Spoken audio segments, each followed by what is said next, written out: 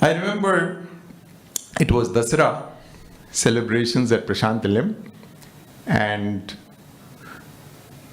every day in the evening in the Prashanti Vidwan Mahasabha, there would be some elders, some students, some teachers speaking.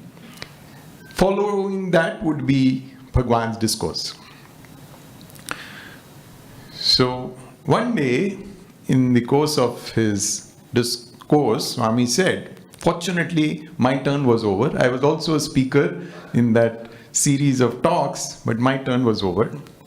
So the speaker of the day, the faculty chosen for the day, was speaking, and his talk got over. Swami came for his discourse, and he said, you know, these people, they keep saying, brothers and sisters, brothers and sisters. Do they really mean what they're saying? If it's true that they are brothers and sisters, are they willing to share their father's property with all of them? Simply they say brothers and sisters. You know, public thrashing for all the speakers.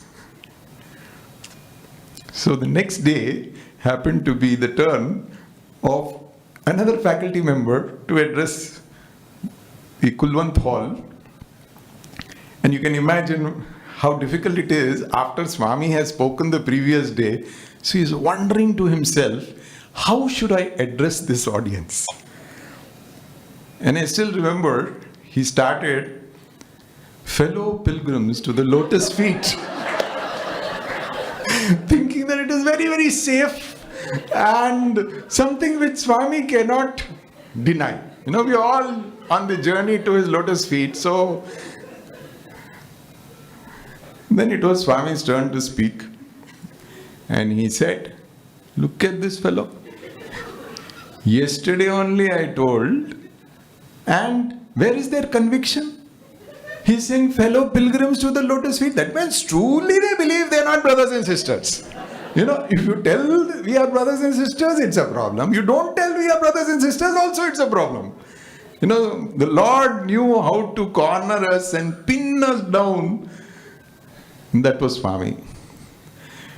But when I reflected on that, see, he will never say something which is without meaning.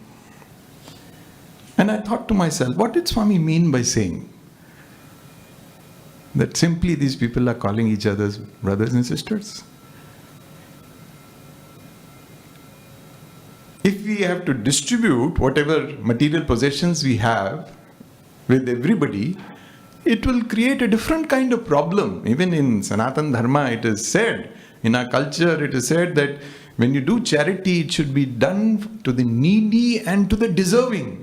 Otherwise, instead of acquiring merit, you acquire sin if you give it to undeserving people. So, what did Swami mean by saying that, are you willing to share your father's property? And then it dawned on me, what is actually the true property of all of us? The true property is the experience you have had with Bhagawan, the Divine Father, the Divine Mother. And it is that property he wants us to share with each other. And it is such a property that when you give it to somebody, it's not that you're going to lose something.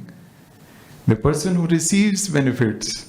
The person who is sharing it also benefits. In fact, he benefits more than the person even who is receiving it.